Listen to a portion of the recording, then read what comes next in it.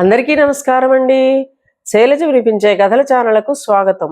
ఈరోజు మనం మాచిరాజు కామేశ్వరరావు గారు రచించిన చిక్కుముడి అనే కథను విందాం. ఈ కథ జనవరి 1986 చందమామలో ప్రచురింపబడింది.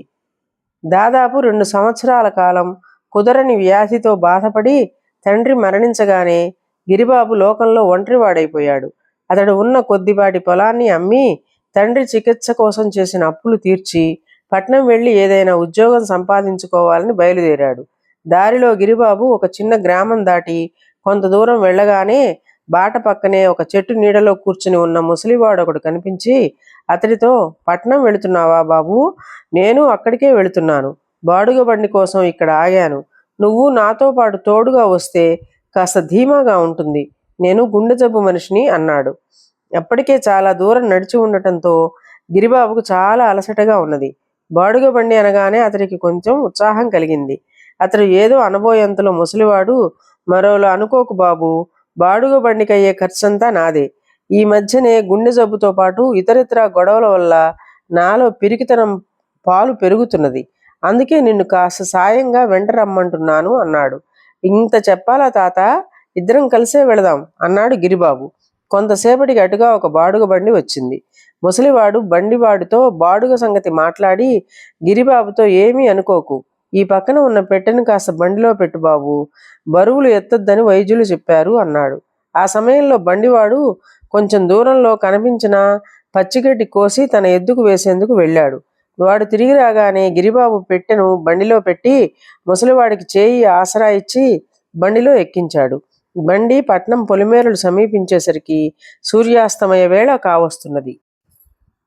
బండి పట్నం ప్రధాన వీధిలోకి రాగానే 2 రక్షక భటులు బండిని ఆపి, "ఎక్కడి నుంచి వస్తున్నారు? మీ వెంట ఉన్న సామాను సోదా చేయాలి" అన్నారు. ఆ మాటలు వింటూనే ముసలివాడు వెలవెలపోతూ, "అయ్యా, నేను గుండె జబ్బు మనిషిని. వైద్యం కోసం పట్నం వచ్చాను. నన్ను త్వరగా వెళ్ళనీయండి" అన్నాడు. "మీ సామాను పరీక్షించడం పూర్తవగానే మీరు హాయిగా వెళ్ళొచ్చు" అన్నారు రక్షక భటులు. బండిలో నుంచి పెట్టెను కిందకి దించి దానికి తాళం వేసి ఉండటం చూసి తాళపు చెవిని ఇవ్వమని అతన్ని అడిగారు. ముసలివాడు వెంటనే, "ఈ పెట్టె నాది కాదు బాబు, ఈ కుర్రవాడిది" అని ఆ జవాబుకు ఆశ్చర్యపోయి చూస్తున్న గిరిబాబును కోపంగా, "అలా గుడ్లు మిటకరించి చూస్తావేం? తాళపు చెవి అడుగుతున్నారు, ఇవ్వు" అన్నాడు. "తాళపు చెవి నా దగ్గర ఉండటం ఏమిటి?" అన్నాడు గిరిబాబు మరింతగా ఆశ్చర్యపోతూ. "నీ పెట్టె తాళం నీ దగ్గర కాక మరెక్కడ ఉంటుంది?" అన్నాడు ముసలివాడు చిరాగ్గా. ఇంతలో బండివాడు, "ఆ తాళపు చెవి ఏదో వారికి త్వరగా ఇవ్వండి, నేను మిమ్మల్ని ఇక్కడ దించి తిరిగి వెళ్ళిపోవాలి" అన్నాడు గిరిబాబుతో. పెట్టెను గిరిబాబు బండిలో పెట్టడం చూసిన బండివాడు ఆ పెట్టె అతడిదే అనుకుంటున్నాడు.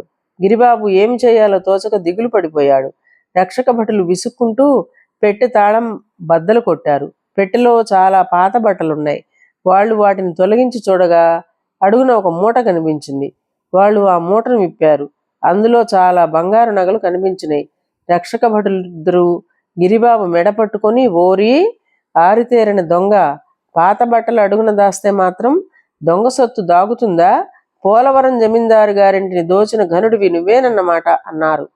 గిరిబాబు వడవడ వణికిపోతూ, "అయ్యా, నేను దొంగను కాదు. ఈ పెట్టె నాది కాదు, ఈ ముసలాయనది. నా మాట నమ్మండి" అన్నాడు. ముసలివాడు రౌద్రంగా, "ఎవడివిరా నువ్వు? నా మీద దొంగతనం మోపుతావా? నా వయసు చూసైనా మర్యాదగా మాట్లాడటం నేర్చుకో" అన్నాడు.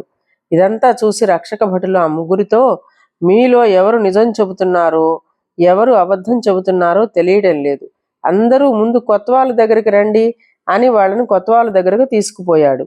కొత్వాలు బండివాణ్ణి బాగా ఎరుగును. అందువల్ల ఆయన వాణ్ణి వెళ్ళిపోమన్నాడు.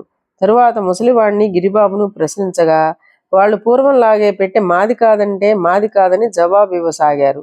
ఆయన వాళ్ళిద్దరినీ కచేరీ గదుల్లోనే ఉంచమని రక్షక భటులకు చెప్పి, ముసలాడు గిరిబాబుతో, "మీలో ఒకడు ఆరితేరిన గజ దొంగ. రేపు ఉదయాన్నే ఆ సంగతి తేల్చుతాను" అని ఇంటికి వెళ్ళిపోయాడు. ఆ రాత్రి కొత్వాలు భోజనం చేస్తూ ఏదో దీర్ఘంగా ఆలోచిస్తూ ఉండటం గమనించిన అతని భార్య, "సంగతి ఏంటండి" అని అడిగింది. కొత్వాలు జరిగింది చెప్పి, "ఇంతకాలంగా ఉద్యోగం చేస్తున్నాను. ఏనాడు నేర పరిశోధనలో ఇంత చిక్కుముడి ఎదురవ్వలేదు" అన్నాడు. కొత్వాలు భార్య కొంచెం సేపు ఆలోచించి, ఇది ఏదో చిక్కుముడి అన్న భ్రమతో పెద్దగా ఆలోచిస్తూ చిక్కుల్లో పడ్డారు. ఇలా చెయ్యండి అని ఆ చేయవలసినదేందో భర్తకు చెప్పింది. కొత్వాలు మరునాడు కచేరీకి వెళుతూనే గిరిబాబును పిలిపించి, మా వాళ్ళు పొరపాటు పడి నిన్ను పట్టుకు వచ్చారు. జమీందారు గారి ఇల్లు దోచిన దొంగ పట్టుబడినట్లు సమాచారం అందింది. నువ్వు వెళ్ళవచ్చు అని ముసలివాడి పెట్టెను గిరిబాబు చేతికి ఇవ్వబోయాడు. పెట్టెను చూస్తూనే గిరిబాబు భయపడిపోతూ, అయ్యా ఇది నాది కాదు, ఆ ముసలాయనది అని మనవి చేసుకున్నాను. దీన్ని నాకిస్తారెందుకు అన్నాడు. బాడుగ బండివాడి సాక్ష్య ప్రకారం కూడా ఇది నీదే, ఎవళ్ల సొత్తు వాళ్లకు అందజేయటం మా విధి. ఇంక వెళ్ళు అన్నాడు కొత్వాలు కరకుగా. ముందు అక్కడి నుంచి బయటపడి తర్వాత ముసలివాడికి పెట్టె ఇవ్వచ్చుననుకుంటూ గిరిబాబు పెట్టెతో సహా అక్కడ నుండి బయలుదేరాడు. గిరిబాబు అటు పోగానే కొత్వాలు ముసలివాడిని పిలిపించి, నిర్దోషులైన మిమ్మల్ని అనవసరంగా అనుమానించాం. మీరు ఆ కుర్రవాడు దొంగలు కాదని తెలిసింది. ఆ పెట్టెను కుర్రవాడికిచ్చి పంపేశాను. మీరు వెళ్ళవచ్చు అన్నాడు. పెట్టె తీసుకుని గిరిబాబు వెళ్ళిపోయాడని విని ముసలివాడు నిరాశపడిపోయి ఎలా అయినా వాడిని పట్టుకోవాలనుకుంటూ బయలుదేరాడు. అతడికి వీధి మలుపు తిరగగానే ఒక ఇంటి అరుగు మీద పెట్టెతో సహా కూర్చుని ఉన్న గిరిబాబు కనిపించాడు. ముసలివాడు చప్పున పోయి పెట్టెను తీసుకుని, ఒరే కుర్ర వెధవా, 10,000 ఖరీదు చేసే నగలు తేరగా దొరికాయి, పట్టుకుపోదాం అనుకున్నావా అన్నాడు. గిరిబాబు ఏమీ తొణక్కుండా, నీ పెట్టె నీకు ఇచ్చిపోదామనే ఇక్కడ కూర్చున్నాను. కొత్వాలు ఇందులో ఉన్నది దొంగ సొత్తు కాదన్నాడు. అయినా ఈ పెట్టె నాదని రక్షక భటులకు ఆయనకు ఎందుకు చెప్పావో అర్థం కావటం లేదు. ఇక ఎవరి దారి వారిది. ముందు నేను ఎక్కడైనా చిన్న ఉద్యోగం సంపాదించుకోవాలి అంటూ అరుగు మీద నుంచి కిందకి దిగాడు.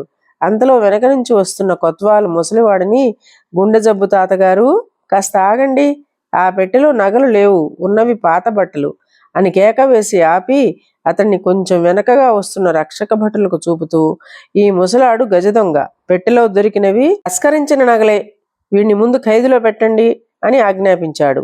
ఇది విని గిరిబాబు నిర్ఘాంతపోయి, అసలు దొంగ దొరికాడన్నమాట, నేను నిర్దోషినని ఇప్పటికీ తమకు పూర్తి నమ్మకం కలిగినందుకు సంతోషంగా ఉన్నది అన్నాడు. కొత్వాలు అతడి ముందుకు వచ్చి భుజం తట్టి, నీ నిర్దోషిత్వమే కాదు, నీ నిజాయితీ కూడా రుజువైంది.